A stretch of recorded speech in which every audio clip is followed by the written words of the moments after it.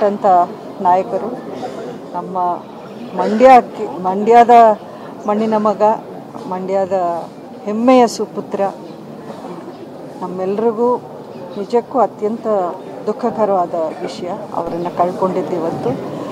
ಆ ರೀತಿಯ ಒಂದು ಡಿಗ್ನಿಫೈಡ್ ಪೊಲಿಟಿಷಿಯನ್ ಅಂತ ಏನು ಅವರು ಹೆಸರು ತಗೊಂಡಿದ್ರು, ನಿಜಕ್ಕೂ ಇವತ್ತಿನ ದಿನಗಳಲ್ಲಿ ಅಂತಹ ರಾಜಕಾರಣಿಗಳನ್ನು ನೋಡೋಕ್ಕೆ ಆಗೋದಿಲ್ವೇನೋ ಅನಿಸುತ್ತೆ.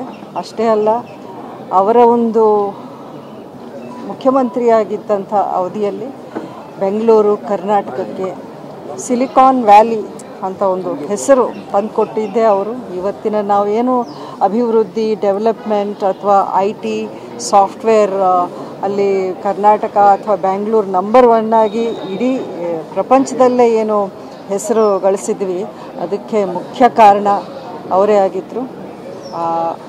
ಭಗವಂತ ಅವ್ರಿಗೆ, ಅವರ ಆತ್ಮಕ್ಕೆ ಶಾಂತಿ ಕೊಡಲಿ, ಅವರ ಕುಟುಂಬಕ್ಕೆ ಈ ಒಂದು ನೋವನ್ನು ಭರಿಸುವಂಥ ಶಕ್ತಿ ಕೊಡಲಿ ಅಂತ ನಾನು ಭಾವಿಸ್ತೀನಿ.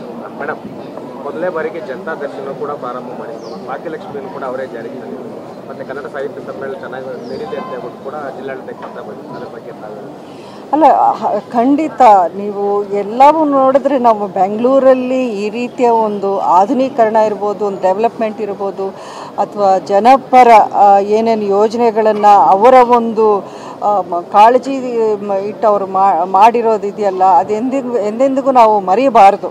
ಅಂಥ ಒಂದು ಕೊಡುಗೆ ಅವ್ರದ್ದು ನಮ್ಮ ಕರ್ನಾಟಕ ರಾಜ್ಯಕ್ಕೆ ಇತ್ತು.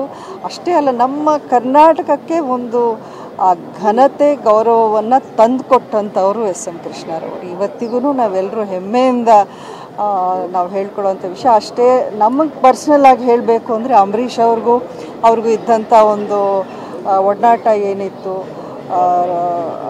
ಅಂಬರೀಷ್ ಅವರನ್ನು ಮತ್ತೆ ಕಾಂಗ್ರೆಸ್ ಪಾರ್ಟಿಗೆ ಕರೆತಂದು ಅವರಿಬ್ಬರ ಒಂದು ಜೊತೆಯಲ್ಲಿ ಆ ಒಂದು ಒಡನಾಟ ನಾವು ಎಂದೆಂದಿಗೂ ಮರೆಯೋಕ್ಕಾಗೋದಿಲ್ಲ.